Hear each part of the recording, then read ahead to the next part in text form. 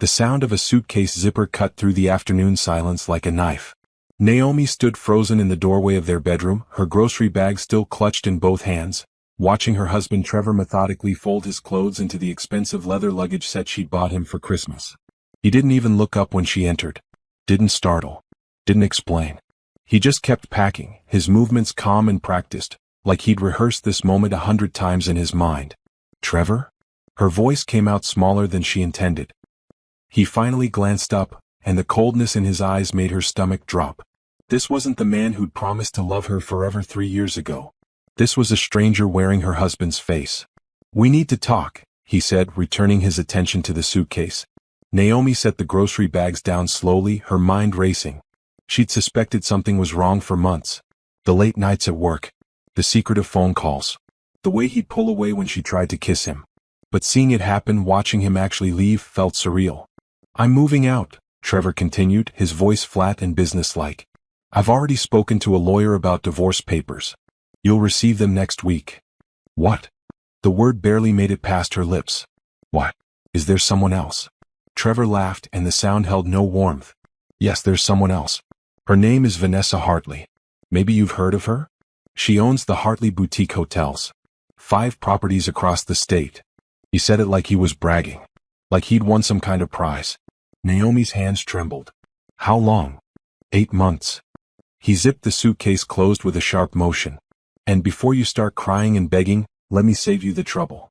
This isn't about you doing anything wrong. It's about me finally being with someone on my level." The words hit like physical blows. "Your level?" Trevor turned to face her fully now, and his expression was pure contempt. "Look at us, Naomi. Look at this place." He gestured around their modest 2-bedroom apartment. "I'm 35 years old and I'm living like I'm fresh out of college. You work as a freelance consultant, whatever that means. We shop at discount stores. We drive a 10-year-old sedan. Vanessa has a penthouse downtown. She wears designer clothes. She understands ambition." Naomi felt something crack inside her chest, but she kept her face neutral. "So this is about money? This is about potential. Vision. A future that's actually worth something." Trevor picked up his suitcase and briefcase. "Vanessa sees my value. She's already introduced me to people who can advance my career. In 6 months with her, I've made more connections than in 3 years with you." He walked past her toward the door, then paused. "I'll come back for the rest of my things next week. My lawyer will be in touch about dividing assets. Though honestly, there isn't much to divide, is there?" Naomi stood perfectly still, watching him. "Is that everything you wanted to say?" Trevor looked surprised that she wasn't crying or pleading. "I guess so. Look, you'll be fine. You're good at that quiet, simple life thing. Find someone who wants that. I need more." "More?" Naomi repeated softly. "Yeah, more." He opened the apartment door. "Goodbye, Naomi. I hope you find whatever it is you're looking for." The door closed behind him with a soft click. Naomi stood in the entryway for a long moment, listening to his footsteps fade down the hallway. She heard the elevator ding. Heard the doors close. Then silence. She walked to the window and looked down at the parking lot 3 floors below. She watched Trevor load his suitcase into his car, the red Audi that Vanessa had probably bought him. He pulled out of the parking spot without looking back at the building. Without a moment of hesitation. And then Naomi smiled. It wasn't a sad smile or a bitter smile. It was the smile of someone who just confirmed exactly what she needed to know. She pulled her phone from her pocket and opened her contacts, scrolling past Trevor and Mom and book club friends, until she reached a name she hadn't called in 5 years, Robert Chen Legal. She pressed dial. "Robert Chen's office," a professional voice answered. "This is Nora Mitchell," Naomi said, using her real name for the first time in years. "I need to schedule a meeting with Robert immediately. Tell him the experiment is over and it's time to come home."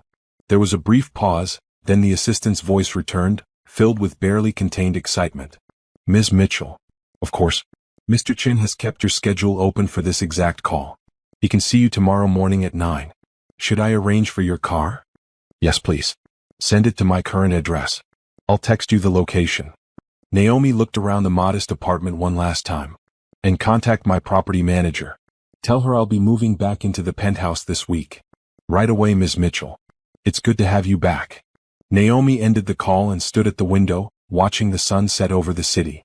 Somewhere out there, Trevor was probably celebrating with Vanessa, toasting to his new life with his wealthy hotel owner. He had no idea that the woman he'd just abandoned for a few boutique hotels was worth more than Vanessa could ever dream of. He had no idea that Naomi Parker, the quiet freelance consultant, was actually Nora Mitchell, founder and CEO of Technova Solutions, one of the fastest-growing software companies in the country. A company currently valued at $1.2 billion. He had no idea that the simple life he'd mocked was a carefully constructed test. A way to see if anyone could love her for herself, not her money. And he just failed spectacularly. Naomi pulled the grocery bags into the kitchen and started putting items away, her movements automatic. Milk in the fridge. Bread on the counter. She felt strangely calm. Almost peaceful. For 5 years, she'd wondered if she'd made the right choice in hiding her identity. If it was fair to Trevor. If maybe, just maybe, he really loved her and would stand by her regardless of wealth. Now she knew. Her phone buzzed with a text from her business manager. Saw you called Robert. Does this mean what I think it means? Naomi typed back, yes. Time to stop playing small. Schedule board meetings for next week. We have work to do. Another text came through, this one from her sister Claire, the only family member who knew the truth. Are you okay? Naomi looked around the apartment where she'd lived as someone else for 5 years. At the discount furniture and bargain decorations. At the life she'd built to test someone's love. At the space Trevor had just abandoned without a second thought. She texted back, I'm perfect. The truth always sets you free. Architected character backstory revealing identity and relationship origins. Now I need to write chapter 2, which reveals Naomi's backstory and her real identity. This should be about 1,000 words and explain why she created the fake identity, how she met Trevor, and what she's been doing for the past 5 years. I need to make this logical and reasonable while keeping the language simple. 5 years earlier, Nora Mitchell had stood in the conference room of her company headquarters, looking out at the city skyline. She was 30 years old and had just closed a deal that made her company worth $800 million. She should have felt triumphant. Instead, she felt hollow. The reporters are waiting, her publicist had said. They want quotes about being the youngest black female tech CEO to reach this valuation. Nora had given them their quotes. She'd smiled for the cameras. She'd said all the right things about innovation and perseverance and breaking barriers. And then she'd gone home to her empty penthouse and realized she had no one to share it with. Her last relationship had ended 6 months earlier when she discovered her boyfriend was selling information about her company to competitors.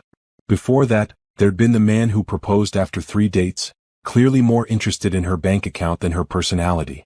And before that, the string of people who saw dollar signs instead of a person. She'd built an empire, but she was completely alone. That's when she'd gotten the idea. It was crazy. Impractical.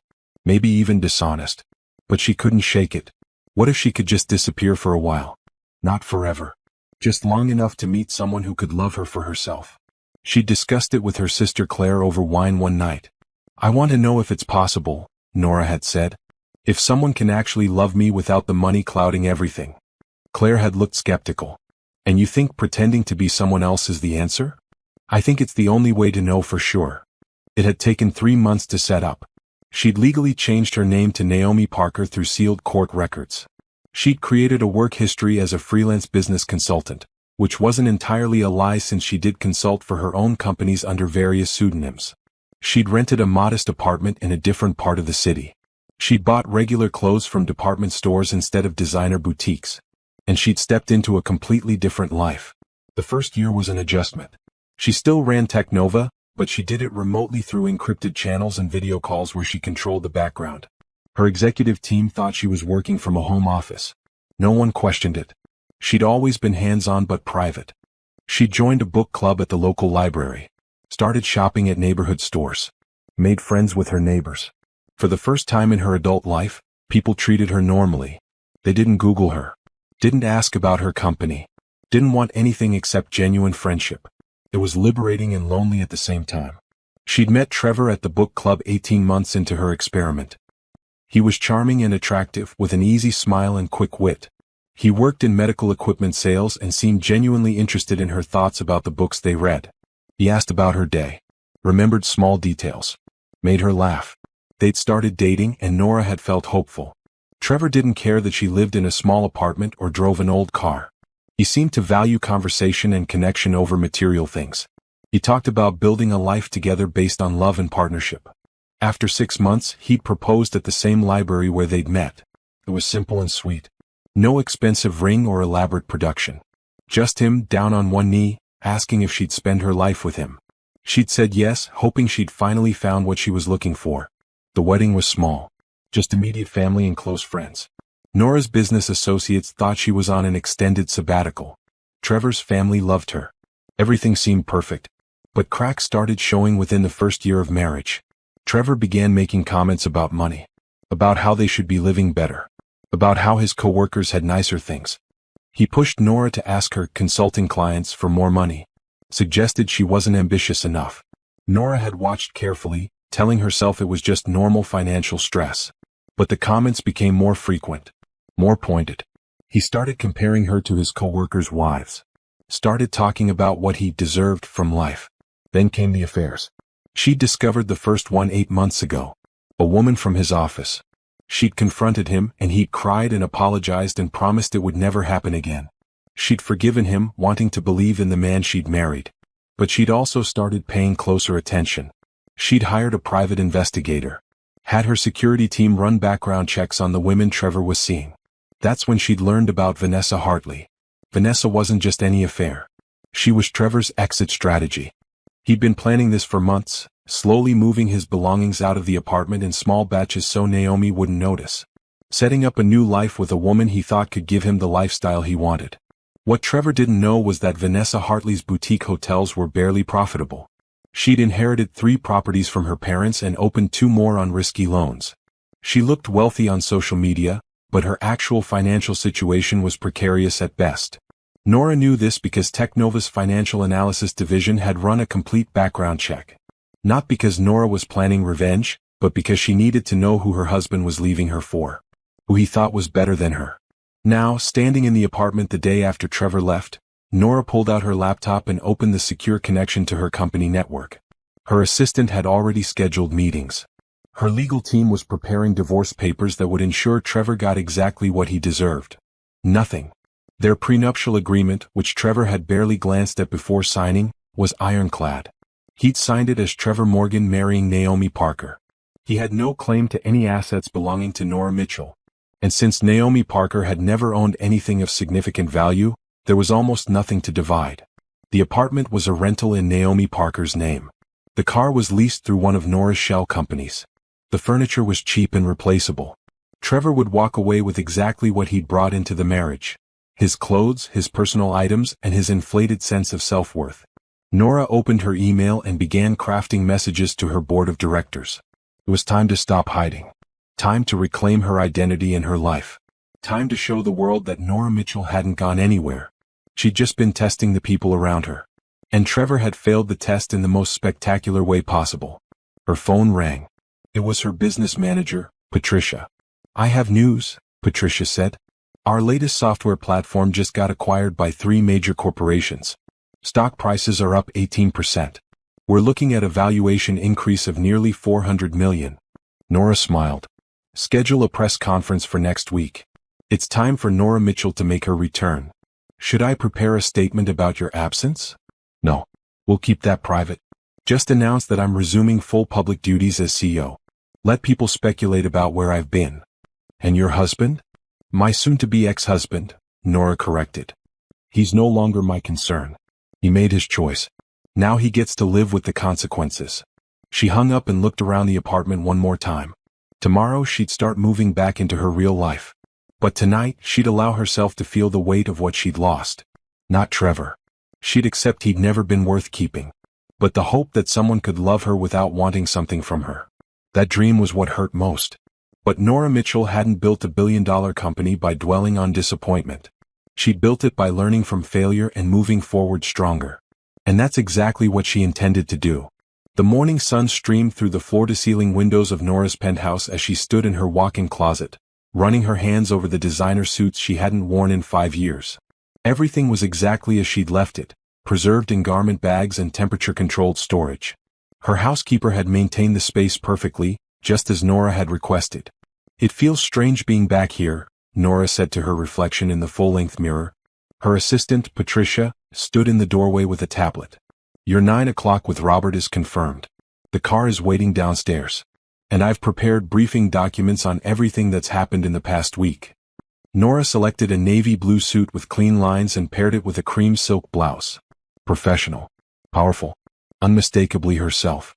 As she dressed, she felt layers of Naomi Parker falling away. The modest freelance consultant had served her purpose. Now it was time to be Nora Mitchell again. The law offices of Chin and Associates occupied the top 3 floors of a downtown skyscraper. Robert Chin himself met Nora at the elevator, his expression a mixture of relief and concern. 5 years, he said, shaking her hand. I was beginning to think you'd never come back. I had to know, Nora replied simply. They walked to his private conference room, where a stack of documents waited on the polished mahogany table. Robert pulled out a chair for her, then sat across with a legal pad. Let's start with the divorce, he said. The prenuptial agreement you signed as Naomi Parker is solid. Trevor has no legal claim to any of your assets as Nora Mitchell because he doesn't know Naomi Parker and Nora Mitchell are the same person. Legally, they're separate entities. And my assets as Naomi Parker? Minimal. The apartment lease is in that name, paid from a trust fund that disperses small amounts monthly. The car is leased through a shell corporation. Your bank account under that name contains roughly $15,000. That's what's subject to division. Nora nodded. So he gets half of $15,000. Actually less. The prenup specifies that in cases of adultery, which we can prove through your private investigator's documentation, the offending party forfeits their claim to shared assets. He'll walk away with nothing but his personal belongings. Good. Nora felt no satisfaction in this, only a sense of completion.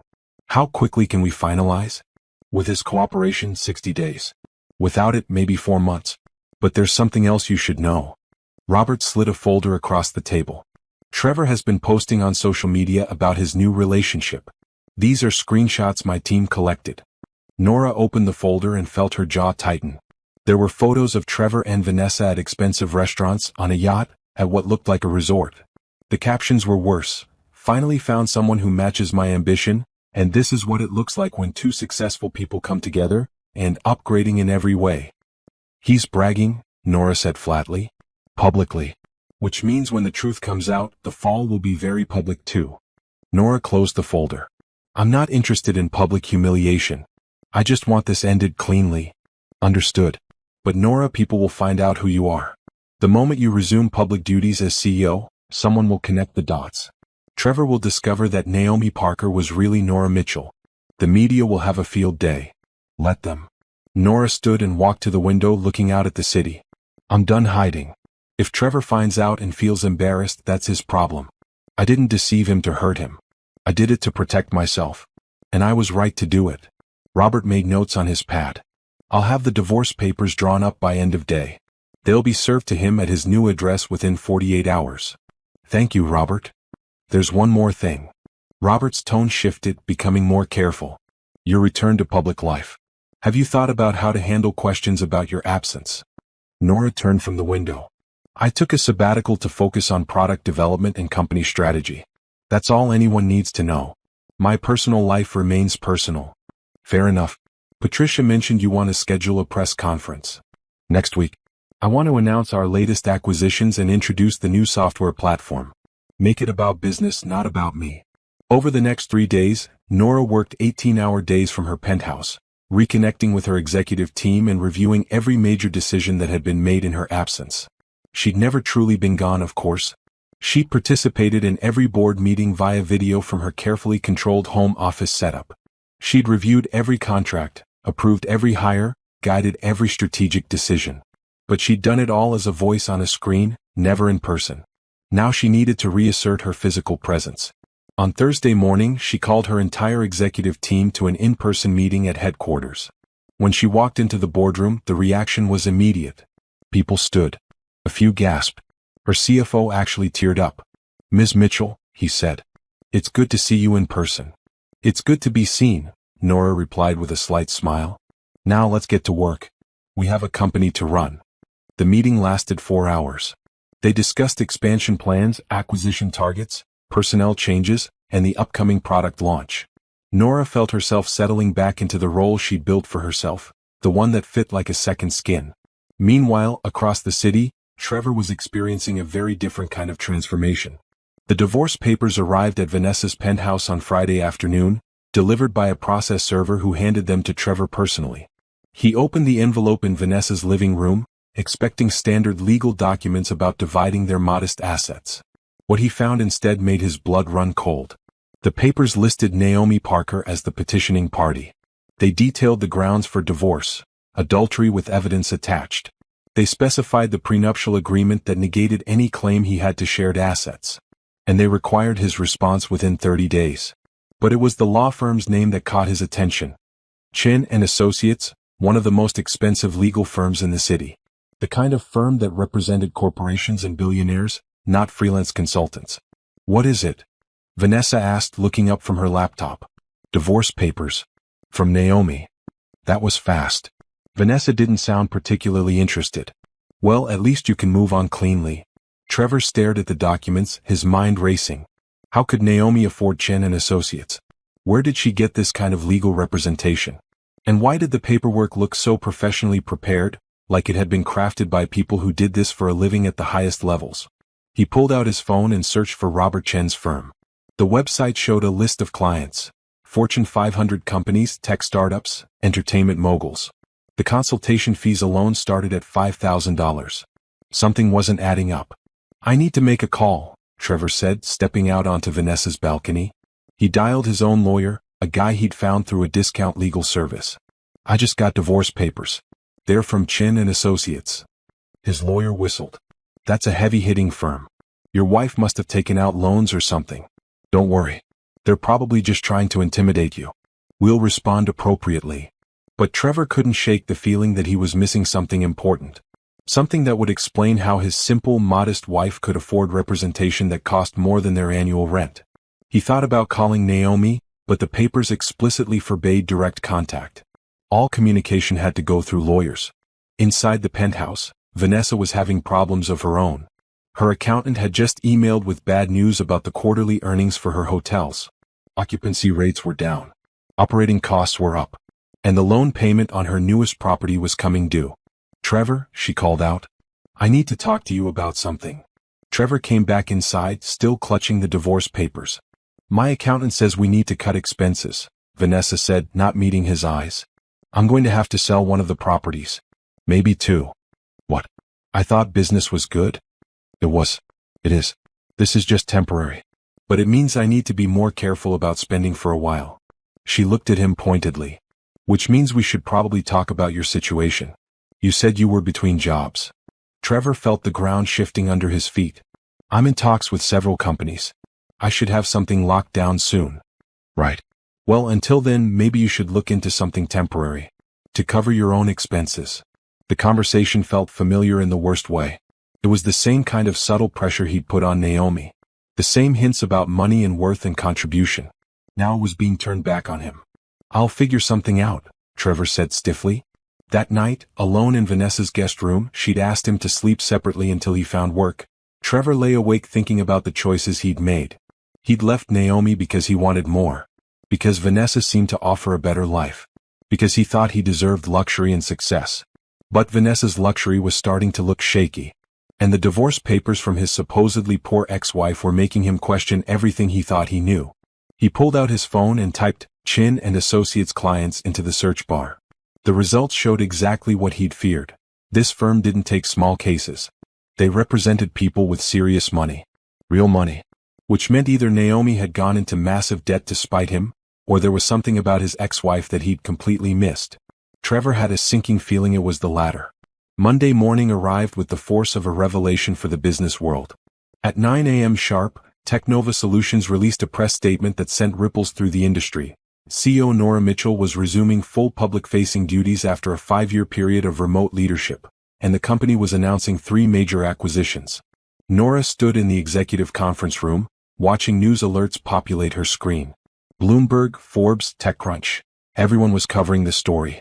Her phone buzzed with interview requests, speaking invitations, and congratulatory messages from industry leaders. Stock price is up 22% in the first hour, Patricia announced from her position near the monitor displaying real-time market data. Social media is calling it the comeback of the decade. I never left, Nora said mildly, but she allowed herself a small smile. The press conference was scheduled for 2 p.m. The company's main auditorium was already filling with reporters, camera crews, and industry analysts. Nora had chosen her outfit carefully, a charcoal gray suit with sharp shoulders and a deep burgundy blouse. Professional, powerful, and unmistakably in charge. At 1:55, she walked onto the stage to thunderous applause. Flash bulbs popped. Cameras focused. The room fell silent as she approached the podium. "Good afternoon," Nora began, her voice carrying clearly through the microphone. "5 years ago, I made a decision to step back from the public eye while maintaining full operational control of Technova Solutions. Today, I'm here to announce that Technova isn't just back. We're expanding in ways that will reshape the industry." She clicked to the first slide of her presentation. "Our first acquisition, Quantum Analytics, a data processing firm specializing in predictive modeling. This acquisition gives us access to algorithms that will improve our software efficiency by 40%. Click. Second slide. Our second acquisition, StreamCore Technologies, a cloud infrastructure company that will allow us to offer integrated solutions to our enterprise clients. Click. Third slide. And our third acquisition, Heritage Hotels Group. This one got a reaction. Murmurs rippled through the audience. Heritage Hotels was a struggling chain of mid-tier properties, the kind of acquisition that seemed completely outside Technova's usual focus. "I know what you're thinking," Nora continued smoothly. "What does a software company want with hotels?" The answer is data. Heritage Hotels processes millions of customer interactions annually. With their permission and proper privacy protocols, that data becomes invaluable for developing hospitality-focused software solutions. We're creating a new division, Technova Hospitality Solutions. She didn't mention that Heritage Hotels was also the primary referral partner for Vanessa Hartley's boutique properties. That Vanessa's business relied heavily on Heritage's booking systems and customer referrals. That this acquisition would effectively cut Vanessa off from her main source of new customers. Nora hadn't made the acquisition to hurt Vanessa. She'd made it because it was a smart business move that happened to have convenient side effects. The question started immediately. "Ms. Mitchell, why did you maintain such a low profile for 5 years?" "I wanted to focus on product development and strategic planning without the distraction of constant media attention. It allowed me to make better decisions for the company's long-term growth." "There are rumors about your personal life. Can you address those?" "My personal life is personal." Next question. "What's your response to competitors who say Technova has been stagnant?" "Our 42% revenue growth year over year and 3 major acquisitions announced today speak for themselves. If that's stagnant, I'll take it." The press conference lasted an hour. By the time Nora left the stage, her company's value had increased by $600 million. She was trending on 3 social media platforms. And somewhere across the city, Trevor was about to have a very bad day. Trevor sat in a coffee shop near Vanessa's penthouse, scrolling through his phone. He'd been job hunting for 2 weeks with no success. His savings were running low. Vanessa was becoming increasingly distant. And his attempt to maintain his social media presence as a successful, upwardly mobile professional was getting harder to sustain. Then he saw the headline, "Tech billionaire Nora Mitchell returns to public eye with major announcements." The name meant nothing to him at first. He almost scrolled past it, but something made him click the article. And there, embedded in the text, was a photo from the press conference. His brain refused to process what his eyes were seeing. The woman at the podium, surrounded by cameras and reporters, wearing an expensive suit and speaking with absolute authority, was his wife. No, not his wife. His ex-wife, Naomi. Except the article called her Nora Mitchell, CEO of Technova Solutions, Billionaire. One of the most influential people in the tech industry. Trevor's hands started shaking. He clicked on another article. Then another. Each one showed the same woman. Naomi's face. Naomi's voice. But they called her Nora. They talked about her company like it was common knowledge. They referenced her net worth like it was public information. $1.8 billion. Trevor dropped his phone. It clattered onto the coffee shop table, screen still displaying Naomi, no Nora's, photo. Other customers looked over, but he barely noticed. His mind was reeling, trying to reconcile the woman he'd left with the woman on his screen. The modest apartment. The discount shopping. The freelance consulting work. All of it had been fake? No, not fake. A disguise. A test. And he'd failed. The full weight of what he'd done crashed over him. He'd left a billionaire for a woman whose hotels were barely profitable. He'd mocked his wife's simple lifestyle when she could have bought Vanessa's entire business 100 times over. He'd traded genuine wealth for the appearance of wealth. Trevor's phone buzzed with a text from his friend Marcus. "Dude, is that your ex-wife on the news?" The tech CEO. Another text from his cousin. "Did you know you were married to Nora Mitchell?" And another from his former co-worker. "Please tell me you didn't actually leave that woman for Vanessa Hartley." His phone exploded with messages, calls, notifications. Everyone he knew had apparently made the connection. Everyone was reaching out to ask the same question. How could he have been so stupid? Trevor tried to call Naomi. The number was disconnected. He tried her email. It bounced back. He even drove to the old apartment, but a different name was on the mailbox now. She'd erased every trace of Naomi Parker from existence. Back at Vanessa's penthouse, things were going from bad to worse. Vanessa was on the phone with her business manager, her face growing paler by the minute. "What do you mean Heritage is terminating our partnership?" she demanded. "We have a contract." She listened, her expression darkening. "Acquired? By who?" More listening. Then she hung up and turned to Trevor, who just walked in. "Technova Solutions just bought Heritage Hotels," she said. "They're restructuring all partnerships and referral programs. My properties are being cut from their system effective immediately." Trevor felt like he was going to be sick. "Technova is Nora Mitchell's company. I know who they are. This is a disaster. Heritage sends us 60% of our bookings. Without them," Vanessa stopped, seeing Trevor's expression. "What's wrong with you?" "Nora Mitchell," Trevor said slowly. "The CEO of Technova. That's Naomi. My ex-wife." Vanessa stared at him. "What are you talking about?" "My wife. The one I left. She's Nora Mitchell. She's been Nora Mitchell this whole time. She was just pretending to be someone else."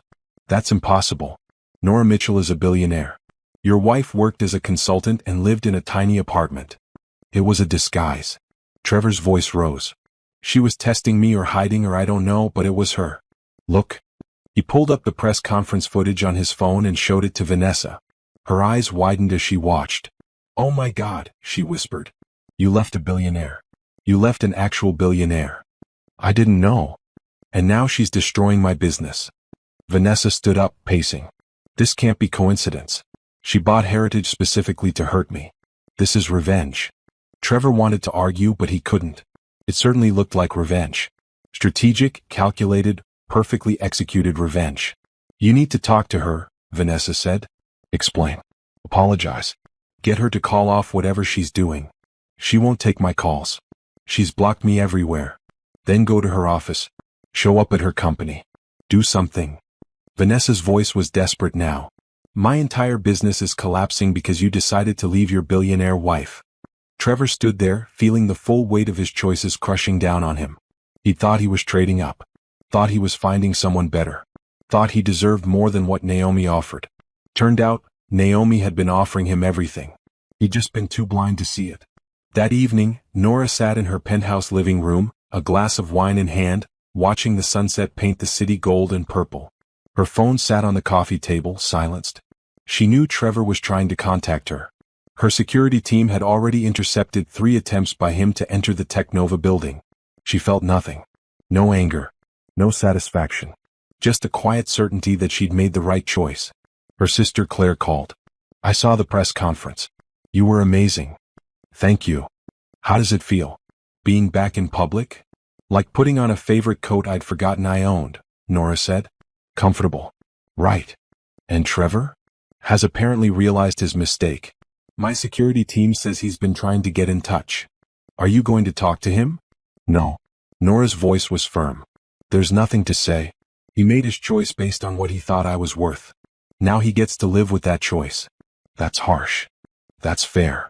Nora took a sip of wine. "I didn't destroy his life, Claire. He did that himself. I'm just living mine." After they hung up, Nora opened her laptop and reviewed the numbers from her acquisitions. Everything was proceeding exactly as planned. Technova was stronger than ever. Her personal wealth had increased. Her company's influence was expanding into new markets. She built all of this, not as someone's wife, not as half of a partnership, as herself, and no one could take that away from her.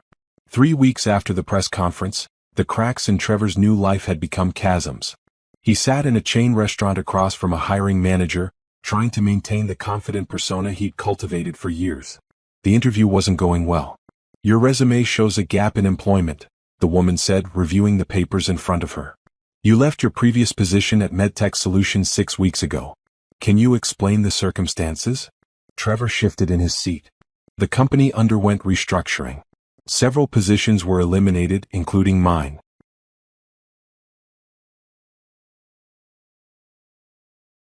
This was partially true. MedTech had downsized and his position had been one of many cut. What he didn't mention was that his performance reviews had been declining for months, ever since he'd started spending more time with Vanessa and less time focusing on his actual job. I see. And what have you been doing during this gap? Exploring opportunities.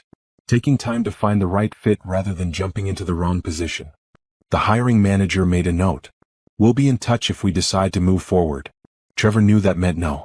It was the same response he'd gotten from 12 other interviews in the past 3 weeks.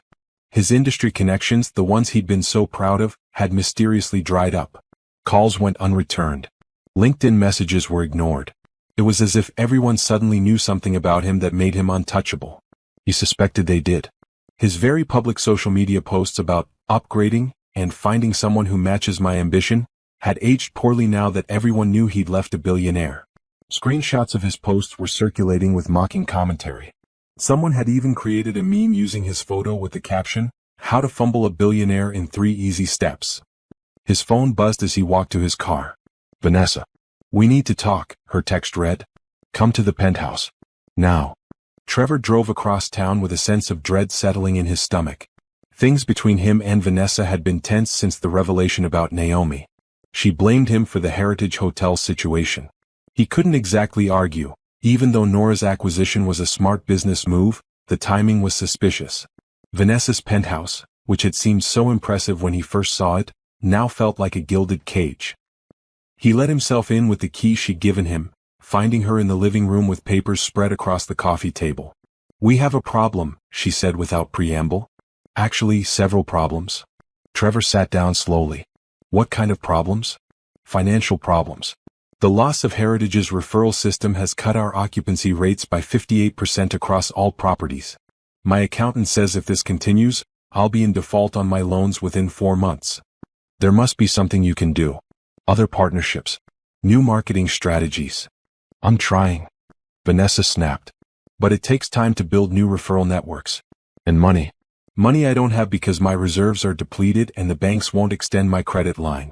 She pulled out a document and slid it across the table. I need to sell 2 properties. The flagship downtown and the one in Harbor District. That's the only way to stay afloat. Trevor scanned the paperwork. But those are your most valuable properties. Exactly. Which is why I can get enough for them to cover my debts and maybe keep the other 3 running. Vanessa looked at him with an expression that was equal parts desperation and accusation. This is what your ex-wife has done to me. To us. She didn't do this to hurt you specifically, Trevor said, though he wasn't entirely convinced. She bought Heritage because it made business sense. Business sense? Trevor, she's a billionaire. She has 1,000 other acquisition opportunities. She chose Heritage because of me. Because of us. Trevor couldn't argue with that logic even if he wanted to. The timing was too perfect. The impact too precisely targeted. What do you want me to do? He asked.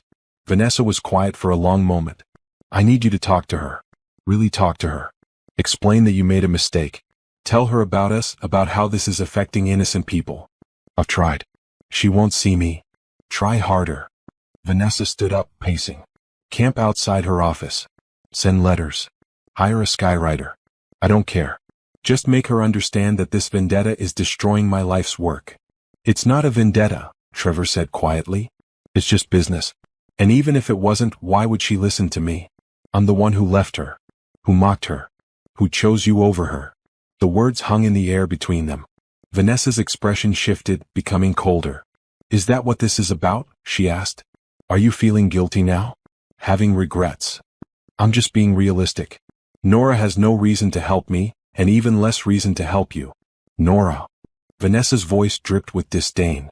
You say her name like you still know her. Like you have some kind of claim to her attention. You don't. She's made that clear. I know that. Do you?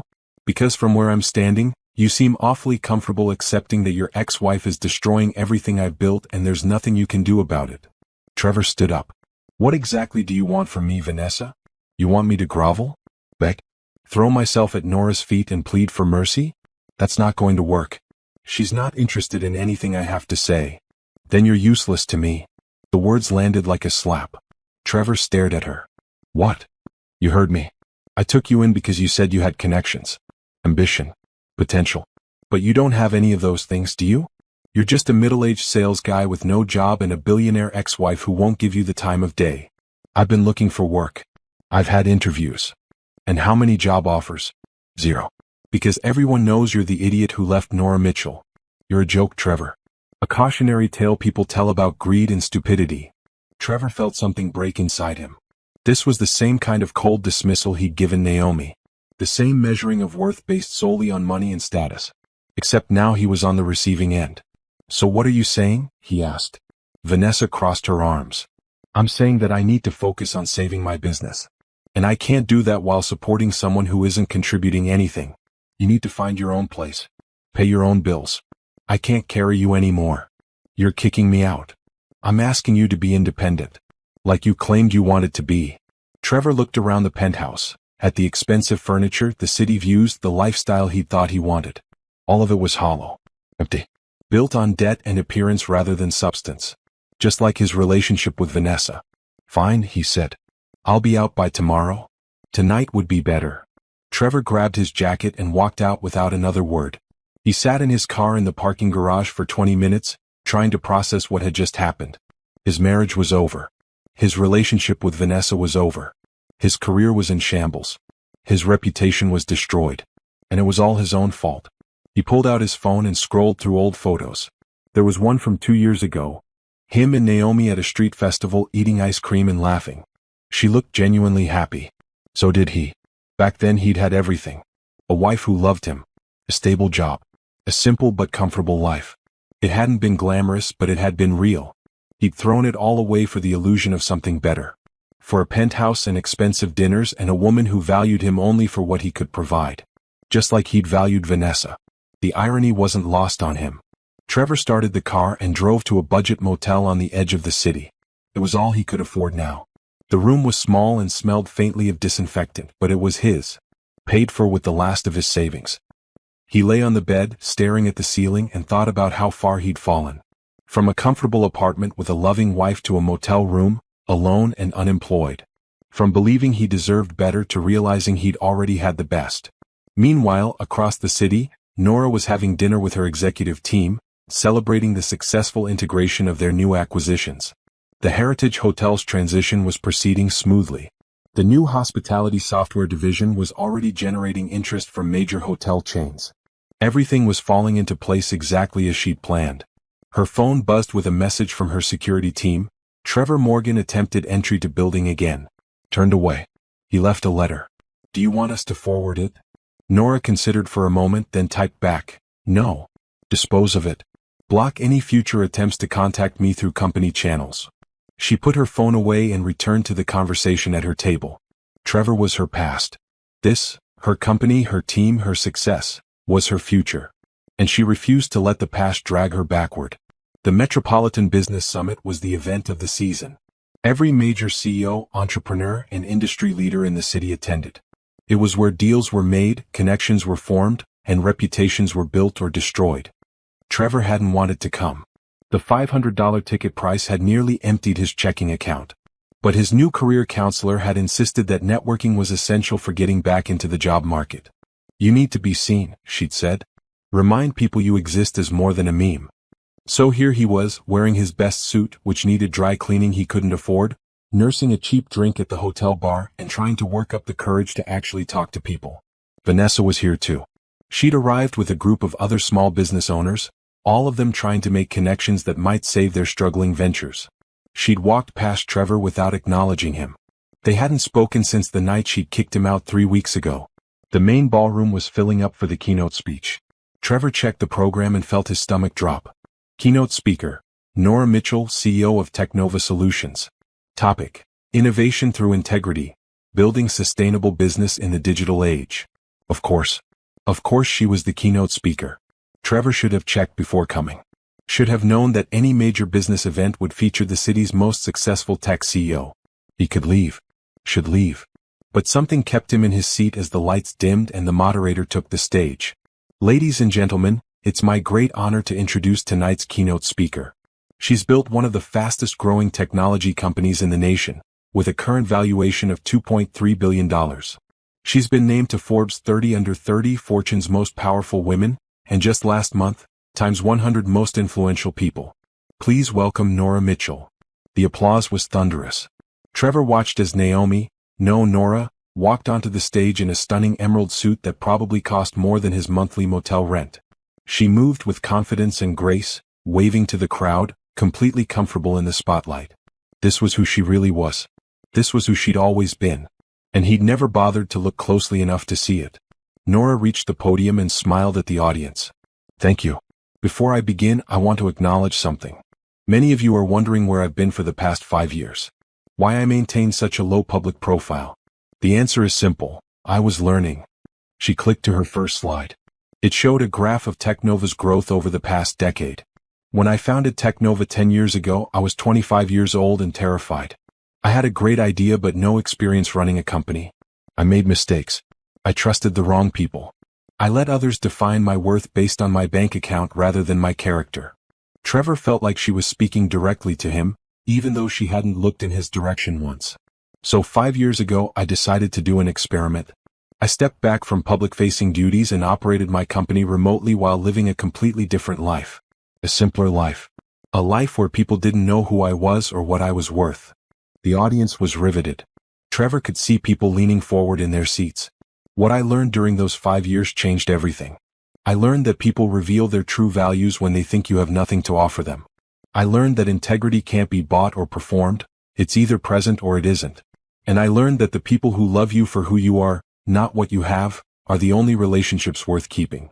She clicked to the next slide, a quote that read, "Authenticity is the greatest luxury." During my time away from public life, I was in a relationship with someone who only knew me as an ordinary person. Someone who didn't know about my company or my wealth. And eventually, that person left me because they thought I wasn't successful enough. They found someone they believed was wealthier, more ambitious, more worthy of their time. The room was completely silent. Somewhere in the back, Trevor heard Vanessa's sharp intake of breath. She'd realized, just as he had, that Nora was talking about them. That experience taught me the most valuable lesson of all, that when someone shows you who they are, believe them. When someone values money over character, status over substance, appearance over authenticity, they're telling you exactly what matters to them. And that's okay. It's information. It's clarity. Nora's voice was calm, matter-of-fact. She wasn't angry or bitter. She was simply stating facts. I share this not to embarrass anyone, but because I believe there's a broader lesson here for all of us as business leaders. We live in a world that constantly tells us to optimize, to upgrade, to trade up. But sometimes the best thing we have is right in front of us. Sometimes loyalty and authenticity are worth more than any acquisition or partnership. She clicked to a slide showing Technova's latest innovations. Which brings me to my main topic tonight, building sustainable business through integrity. Trevor stopped listening. His heart was pounding so hard he thought people at nearby tables could hear it. His face felt hot. His hands were shaking. She just told their story to a room full of business leaders, reporters, and industry influencers. She hadn't named him directly, but anyone who'd been following the social media speculation would know exactly who she meant. He looked around and saw people glancing in his direction, whispering. A few were actually pointing. Somewhere a camera flashed. Trevor stood up and stumbled toward the exit, desperate to escape. He made it to the hallway before someone called his name. Trevor. Trevor Morgan. He turned to see a reporter with a camera crew rushing toward him. Mr. Morgan, is it true that you're the person Nora Mitchell was referring to in her speech? Did you leave her because you didn't know she was wealthy?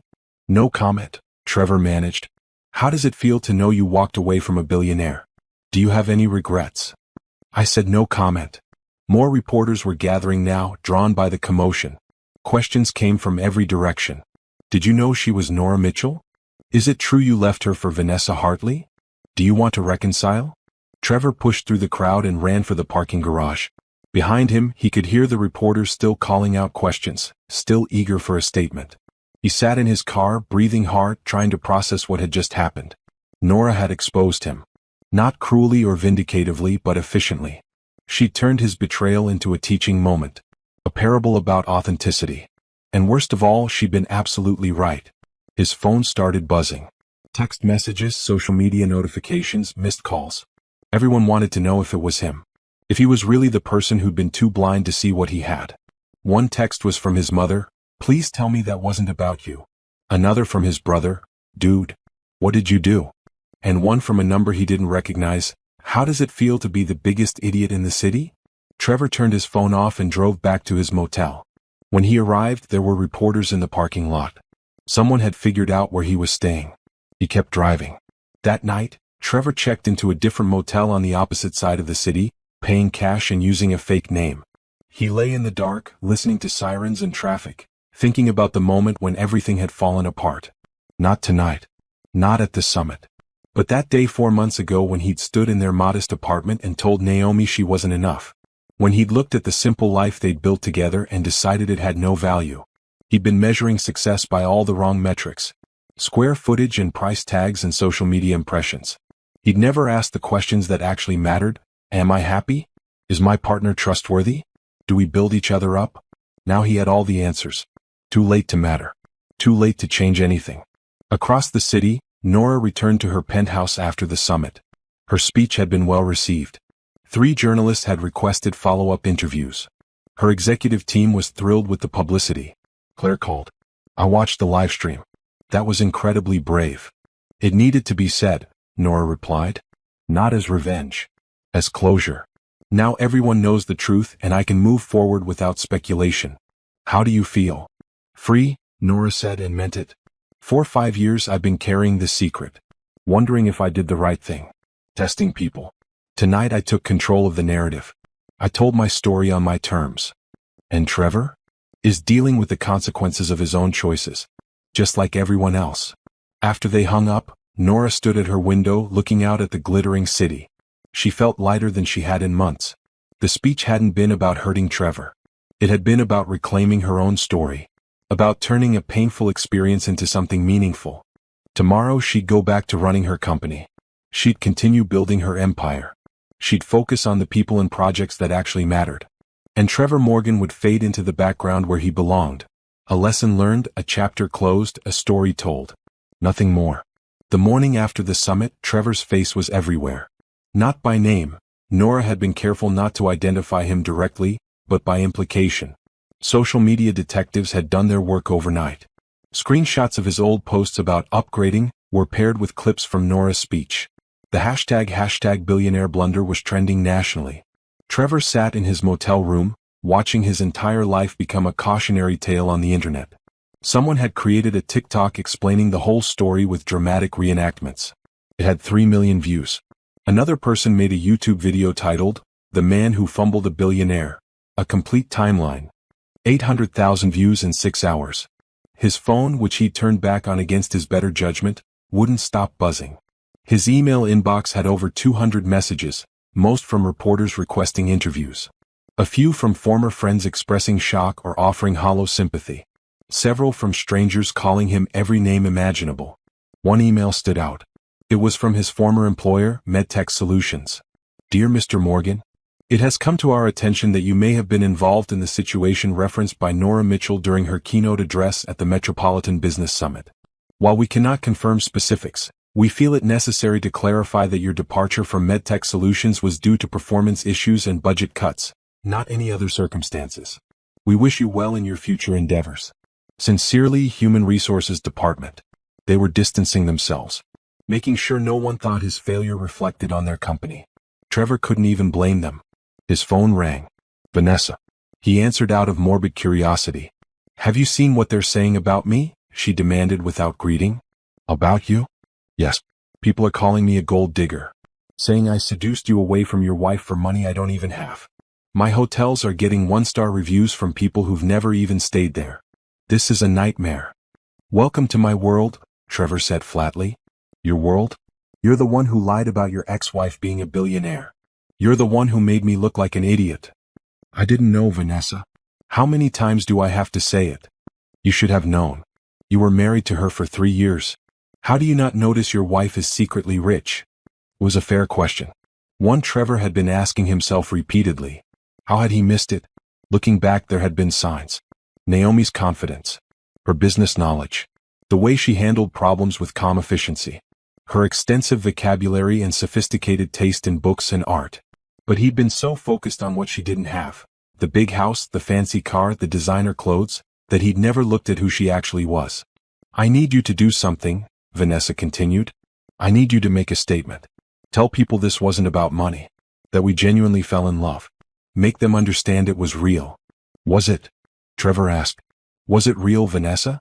Because from where I'm sitting, you kicked me out the second I stopped being useful.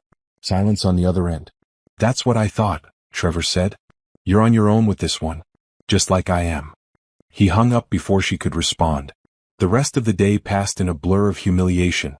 His social media accounts were flooded with comments. His LinkedIn profile, which he'd carefully curated to present himself as a successful professional, was now a joke. Someone had edited his headline to read Relationship Strategist, specializing in trading down. By evening, mainstream news outlets were picking up the story. Not as front-page news but as human interest pieces. The real cost of materialism, read one headline. When the grass isn't greener, read another. Trevor was being used as an example. A warning. A punchline. His phone rang again. His mother this time. He considered not answering but knew she'd just keep calling. Trevor Anthony Morgan, she said, her voice tight with disappointment. Please tell me this isn't true. Mom? You left your wife for another woman? A wife you never even told us was successful? What were you thinking? I thought, Trevor stopped. What had he been thinking? I thought I deserved better. Better than a woman who loved you? Better than a stable marriage? Better than someone who stayed with you through everything? His mother's voice cracked. Your father and I raised you better than this. I know, Mom. I know. That poor girl. Naomi. I always liked her. She was kind and smart and she made you happy. Do you remember being happy, Trevor? Because I do. I remember you coming to Sunday dinner with the biggest smile on your face, talking about the book club where you met her, the conversations you had.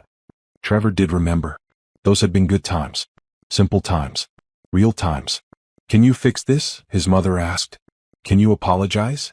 She won't talk to me, Mom. She's made that clear. Then you need to accept the consequences of your choices and learn from them. That's all you can do. After they hung up, Trevor lay on the motel bed and stared at the water-stained ceiling. His mother was right. There was no fixing this. No going back. No redemption arc where he proved himself worthy and won Nora back. This was his reality now. The man who'd left a billionaire. The cautionary tale. The punchline. Across the city, Vanessa was experiencing her own version of hell. Her remaining 3 hotel properties were hemorrhaging money. The bad reviews had spread across every major travel site. Guests were canceling reservations. Her staff was quitting. And worst of all, her creditors were circling. She sat in her penthouse, which she'd have to sell soon if things didn't turn around, reading an email from her lawyer. 3 of her investors were filing suit, claiming she'd misrepresented the financial health of her business. They wanted their money back plus damages. Her phone rang. Her accountant. Vanessa, we need to talk about bankruptcy, he said without preamble. Chapter 11 would allow you to restructure, keep at least one property going while you... No. The word came out sharp. I'm not filing for bankruptcy. The alternative is losing everything. At least with Chapter 11 you have some control over the process. Vanessa closed her eyes. Bankruptcy. The word felt like admitting defeat. Admitting that she'd failed. That her whole carefully constructed image of success had been nothing but smoke and mirrors. I'll think about it, she said and hung up. She pulled up Nora Mitchell's Wikipedia page and stared at the photo. This woman had destroyed her. Not directly. Not overtly. But through one strategic business acquisition, Nora had pulled the thread that unraveled Vanessa's entire operation. Was it revenge? Or just business? Vanessa suspected it was both. And she had no way to fight back. No way to compete. She was a small fish who'd made the mistake of getting involved with a woman who turned out to be a shark. That night, Vanessa made a decision. She called her lawyer and authorized him to begin bankruptcy proceedings. Then she posted a statement on social media. To everyone asking about the recent news, yes, I was involved with Trevor Morgan. No, I didn't know his ex-wife was Nora Mitchell. I'm not a gold digger or a homewrecker. I'm a business owner trying to survive in a difficult market. I made mistakes. I own them. Now I'm focused on rebuilding and learning from this experience. I appreciate your understanding and privacy during this time. It was damage control. It wouldn't fix everything, but it might stop some of the bleeding. Trevor saw the post and felt a strange kinship with Vanessa. They'd both been exposed. Both been humbled. Both been forced to confront the consequences of their choices. He started typing a comment, then stopped. What was there to say? That he was sorry? That he understood? That they'd both been fools? Instead, he deleted his own social media accounts. All of them. If he was going to rebuild his life, he needed to do it away from the public eye. Away from the commentary and judgment. He needed to do what Nora had done. Step back, learn, and come back stronger. If he ever could. Meanwhile, Nora was having dinner with her foundation's advisory board, discussing expansion plans. The foundation had received a massive influx of donations following her speech. Apparently, her story had resonated with people. Hundreds of women had reached out to share their own experiences with partners who'd undervalued them. We're going to need more staff, the foundation director said. More resources. We can't keep up with the demand for our services. Then we'll expand, Nora said simply. This is exactly why I started this foundation. To help people who've been in similar situations. After the meeting, her executive assistant Patricia approached her. I have something to show you. Trevor's made the news again. Nora sighed. I don't want to hear about Trevor. This is different. He deleted all his social media. Completely disappeared from the internet. Nora considered this. Good for him. Maybe he's finally learning. Are you sure you don't want to reach out? Offer some kind of closure? Closure is something you give yourself, not something you get from other people, Nora said. Trevor and I are done. That chapter is closed. I'm focused on the future now. And she was. Her company was thriving. Her foundation was growing. Her personal life was peaceful and drama-free. For the first time in years, Nora felt like she was exactly where she was supposed to be. Doing exactly what she was meant to do. And nothing, no ex-husband, no social media storm, no public scrutiny, could take that away from her. 6 months after the Metropolitan Business Summit, Nora stood in the community center she'd just opened in the city's south side. The space was bright and welcoming with computer stations, private consultation rooms, and a small cafe. This was the third physical location for her foundation, and she'd personally overseen every detail of its creation. This is incredible, said Patricia, walking through the main room. You've really built something special here. Nora smiled, watching a group of women attend a workshop on business plan development. This is what matters. Not the headlines or the stock prices. This. The foundation had grown exponentially since her speech. What had started as a small grant program now offered legal assistance, business mentoring, housing support, and career counseling for women leaving difficult situations. They'd helped over 500 women in 6 months, with success stories that made all the work worthwhile. One woman had left an abusive marriage and started a successful catering business. Another had escaped a controlling partner and was now enrolled in medical school. A third had walked away from a relationship where she'd been financially exploited and was now working as a financial advisor, helping others avoid the same pitfalls. Ms. Mitchell? A young woman approached nervously. I just wanted to thank you. Your foundation helped me leave my ex-husband. He told me I was worthless, that I'd never make it on my own. But your legal team helped me with the divorce, and your business program gave me the confidence to start my own graphic design company. I've been profitable for 3 months now. Nora took her hand. That's all you. We just provided resources. You did the hard work.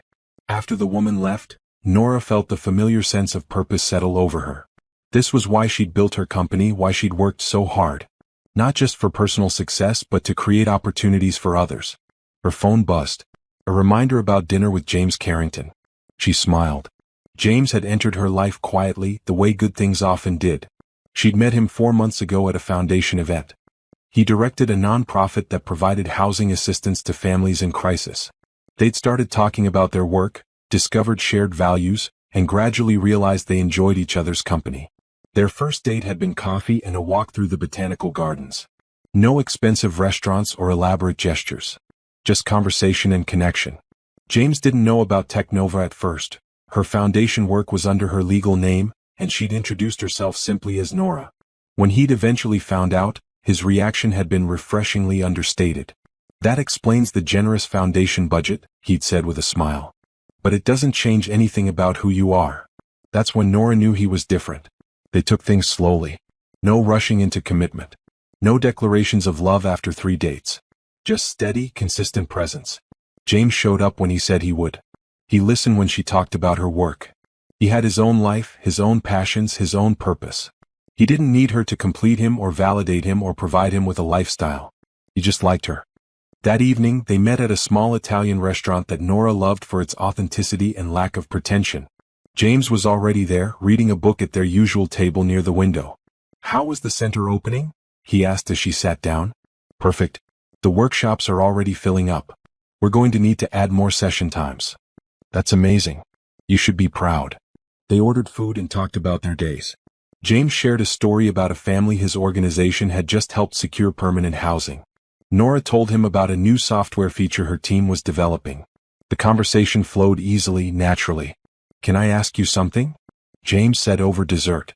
"About your ex-husband." Nora stiffened slightly but nodded. "What do you want to know? Do you ever regret it? The way it ended?" "No." Nora's answer was immediate. "I regret that I needed to hide who I was to feel safe. I regret that my trust was misplaced. But I don't regret the outcome. It taught me what I really needed to know." Which was that I deserve someone who loves all of me. Not just the successful parts or the convenient parts. All of me. James smiled. "You do deserve that." They walked along the waterfront after dinner, talking about everything and nothing. James didn't try to hold her hand or rush physical intimacy. He seemed content to just be present. "You know what I appreciate about you?" Nora said as they watched boats drift across the water. "You're patient. You don't push. You let things develop naturally." "I learned a long time ago that good things don't need to be forced," James replied. "If something's meant to work, it will work at its own pace." Nora felt something settle in her chest. Something peaceful and right. This was what she'd been looking for all along. Not grand gestures or expensive gifts. Just genuine connection with someone who saw her clearly and chose to stay. Meanwhile, across the city, Trevor was experiencing his own quiet transformation. After deleting his social media and moving out of the motel, he'd found a small studio apartment in a working-class neighborhood. He'd taken a job at a call center. Nothing glamorous, but it paid the bills and didn't require him to network or maintain appearances. His days had become simple. Wake up, go to work, come home, sleep. No dating. No socializing. No attempts to reclaim his former life. He'd started therapy 6 weeks ago. His therapist, Dr. Patel, had helped him understand the patterns that led to his betrayal of Naomi. The need for external validation. The measuring of worth through material success. The inability to appreciate what he had until it was gone. "You're doing good work," Dr. Patel said during their weekly session. "You're taking responsibility. That's the first step toward real change." "Sometimes I think about reaching out to her," Trevor admitted. "Writing a letter or something. Just to apologize." "Why?" "Because I owe her that. Because she deserves to hear that I understand what I did wrong." "Is that for her benefit or yours?" Trevor considered this.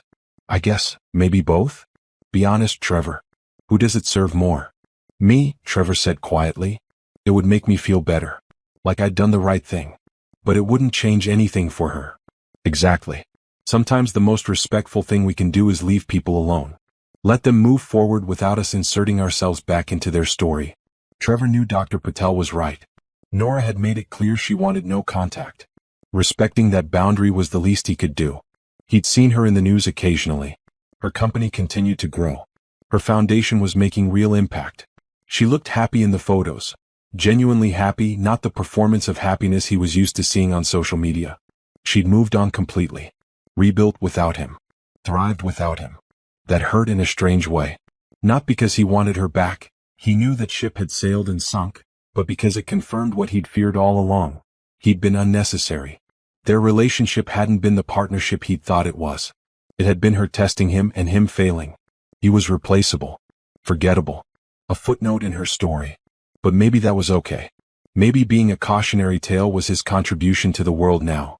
His story had clearly resonated with people. He still occasionally saw references to the guy who left a billionaire in articles about relationships and materialism. If his mistakes could help other people avoid the same fate, at least his failure had purpose. One evening, Trevor's mother called to tell him his younger sister was getting married. "Will you come to the wedding?" she asked. "I don't know, Mom. Won't it be awkward? Life is awkward, Trevor. That's not a reason to miss important moments. Your sister wants you there. Trevor agreed to think about it. After they hung up, he realized he was scared. Scared of seeing his extended family, of fielding questions about his life, of being pitted or judged. But he also realized that hiding wasn't the answer. He'd spent so much time trying to appear successful that he'd forgotten how to just be human. To show up imperfectly and honestly. Maybe it was time to start practicing that. The night before his sister's wedding, Trevor sat in his small apartment and wrote in the journal Dr. Patel had recommended. He wrote about his regrets. About the lessons he was learning. About the person he wanted to become. And for the first time in months he felt something like hope. Not hope that things would go back to how they were. Not hope that he'd somehow redeem himself in Nora's eyes. But hope that he could build a different kind of life. A smaller, quieter, more authentic life. The kind of life Naomi had been living all along. While Trevor wrote in his journal, Nora sat in her penthouse reviewing proposals for the foundation's next expansion. James was there too, reading on the couch while she worked. They existed in comfortable silence, each focused on their own tasks but enjoying the shared space. "You work too hard," James said eventually, looking up from his book. "Says the man who just told me about his 12-hour day yesterday." "Fair point." He smiled. "Want to take a break? Go for a walk."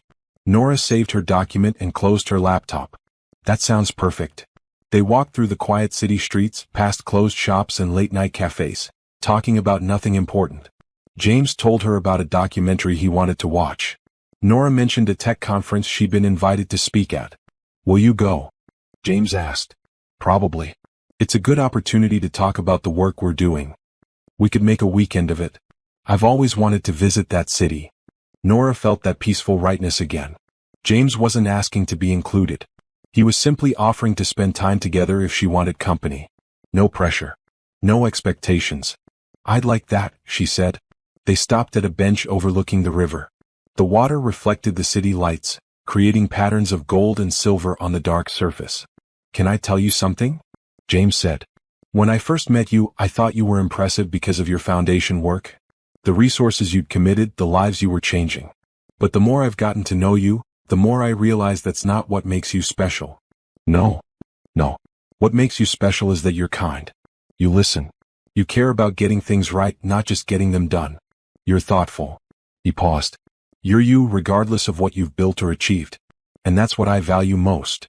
Nora felt tears prick her eyes. This was what she'd been searching for 5 years ago when she'd created Naomi Parker. Someone who could see past the surface to the person underneath. Someone who valued her for her character, not her accomplishments. "Thank you," she said softly. James reached for her hand and she let him take it. They sat together in comfortable silence, watching the river flow past, each lost in their own thoughts but connected in a way that felt real and lasting. This was what Nora had built from the ashes of her failed marriage. Not just a stronger company or a successful foundation, but a life that felt authentic. A life where she could be fully herself without hiding or performing. A life worth living. 1 year after Trevor left, Nora sat in her lawyer's office for the final divorce settlement meeting. Robert Chin slid a folder across the table containing the paperwork that would legally end her marriage. "It's done," he said simply. Trevor signed everything. No contest. No drama. Nora opened the folder and scanned the documents. After a year of legal proceedings, endless paperwork and careful division of assets that barely existed under Naomi Parker's name, it was finally over. "He didn't ask for anything beyond what was legally his?" she asked. "Nothing. He took his personal belongings and walked away. Honestly, I've rarely seen someone surrender so completely." Nora signed the papers with steady hands. She felt no triumph, no vindication. Just a quiet sense of closure. "There's one more thing," Robert said, pulling out another document. "Trevor sent this through his lawyer. It's not part of the settlement. Just a personal letter." Nora looked at the sealed envelope. Her first instinct was to refuse it, to let Robert dispose of it like all Trevor's other attempts at contact. But something made her take it. "Thank you, Robert. For everything." After leaving the law office, Nora sat in her car and stared at the envelope. She could throw it away unread. Burn it. Delete it from her life like she deleted everything else about Naomi Parker. But curiosity won out. She opened it. The letter was handwritten on simple notebook paper. "Nora, I know you probably won't read this. I know I have no right to ask for your time or attention. But my therapist says that sometimes we need to say things out loud even if no one hears them, so here I am, writing words you'll probably never see. I'm sorry. Not just for leaving, but for all the ways I failed you during our marriage. For making you feel like you had to hide who you were. For measuring your worth in dollars instead of character. For being so blind that I couldn't see what was right in front of me. I don't expect forgiveness. I don't deserve it. But I want you to know that you were right about everything. I was chasing an illusion. Vanessa and I didn't work out. Not because of you or what happened with your company, but because our relationship was built on the same shallow foundation as my expectations for you. When things got hard, there was nothing real to hold on to. I've spent this year trying to understand why I did what I did. Why I was so focused on appearance and status. Why I couldn't appreciate a good, honest relationship when I had one. I'm still working on those answers. Probably will be for a long time. I'm not asking you to care about my journey. You've clearly moved on and built an incredible life without me. I see the news about your foundation. The work you're doing matters. You matter. I hope you found someone who sees that from the beginning, instead of learning it too late like I did. This isn't about me wanting you back. That ship has sailed and it should have. This is just me acknowledging that you deserve better than what I gave you. That our marriage failed because of my failures, not yours. That hiding your success was a test I should have passed but didn't. I hope you're happy. Really truly happy. Not because it would hurt less if you were suffering, though I'm ashamed to admit there was a time I might have felt that way, but because you deserve happiness. You deserved it all along. I won't contact you again. This is goodbye. Thank you for the years we had, even though I didn't appreciate them at the time. Thank you for teaching me, harshly but fairly, what really matters. I hope your life is everything you wanted it to be. Trevor. Nora read the letter twice, then carefully folded it and put it back in the envelope. She felt a complicated mixture of emotions. The letter showed growth, genuine reflection, real accountability. Trevor had clearly done work on himself. But it didn't change anything. She'd moved on. The life she'd built was full and meaningful. Trevor was a closed chapter, a lesson learned, a story told. She put the letter in her glove compartment, started her car, and drove to the foundation's main office where she had a meeting about expanding their legal services. The past was the past. The future was waiting. Across the city, Vanessa Hartley stood in what used to be her flagship hotel, now being converted into condominiums. The bankruptcy proceedings had taken 9 months. She'd lost everything, all 5 properties, her savings, her reputation in the hospitality industry. But strangely, she felt lighter than she had in years. The pressure of maintaining appearances, of pretending to be wealthier than she was, of building a brand on borrowed money and borrowed time, it had been exhausting. Losing everything had been painful, but it had also been freeing. She'd taken a job managing a small bed and breakfast in a coastal town 2 hours away. It was honest work, simple work, and it paid enough to cover her modest expenses. No investors to answer to. No loans hanging over her head. No social media image to maintain. She thought about Trevor sometimes. Wondered how he was doing. Felt a weird kinship with him as the other person who'd been publicly humiliated by their association with Nora Mitchell. But mostly she was focused on rebuilding. This time without the pretense. Without the desperate grasping for status and recognition. She'd learned the same lesson Trevor had, that you can't build a real life on appearances. That eventually the truth comes out. That authenticity, while less glamorous, is infinitely more sustainable. Her phone rang. Her sister. "How's the new job?" her sister asked. "Good. Really good, actually. It's quiet here. Peaceful. Are you happy?" Vanessa considered the question. "I'm getting there. For the first time in a long time, I'm not pretending. That feels like a start." After the call, Vanessa walked along the beach near her new workplace. The ocean stretched out endlessly and she felt small in a good way. Small and real and present. She'd spent so many years trying to be someone important, someone impressive, someone worthy of attention. Now she was just Vanessa, working a normal job, living in a small apartment, starting over. And somehow that felt like enough. Meanwhile, Trevor attended his sister's wedding. It was a beautiful ceremony, simple and heartfelt. Trevor sat in the back row with his parents, watching his sister marry someone who clearly adored her. During the reception, his sister found him at the quiet table he'd chosen away from the main crowd. "I'm glad you came," she said, hugging him. "Me too. You look beautiful. He seems like a good guy." "He is." She sat down next to him. "Mom told me about what happened. With your ex-wife." Trevor winced. "Yeah, not my finest moment. Mom says you're doing better though. That you're working on yourself." Trying to. It's a process. His sister squeezed his hand. You know what I remember about you and Naomi? You were lighter around her. Happier. Not trying so hard to be something. Just you. Trevor felt his throat tighten. I didn't realize that at the time. Most people don't realize what they have until it's gone. But the fact that you realize it now means you can do better next time. I don't know if there will be a next time. I'm pretty much relationship poison at this point. You made a mistake. A public, humiliating mistake. But you're owning it. That counts for something. She stood up. Don't give up on yourself, okay? You're better than your worst decision.